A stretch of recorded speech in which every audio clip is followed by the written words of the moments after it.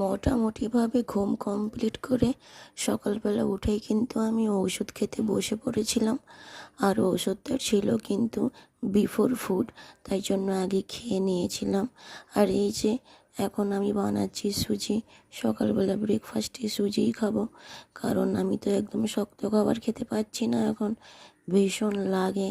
তো তাই জন্য এইভাবেই সুজি খাচ্ছি, একটু দুধ একটু নুন আর এই সুজি ঘেঁটে এখন এইগুলোই খাচ্ছি, বেশি কিছু খেতে পাচ্ছি না বলে। আর আজকে কিন্তু 3 দিন, আর এই 3 দিনে মুখটা কিন্তু আগের দিনের থেকে আরও বেশি ফুলে গেছে। যেহেতু সাডেনলি এই মামসটা হয়েছে আমার, তারপরেই আমি গরম জল খাওয়া স্টার্ট করে দিয়েছি, তাই জন্য গলাটা পুরো ধরে গেছে, আমি কথা বলতে পারছি না। তোমাদেরকে শুধু এটাই বলবো, তোমরা ভালো থেকো, সুস্থ থাকো।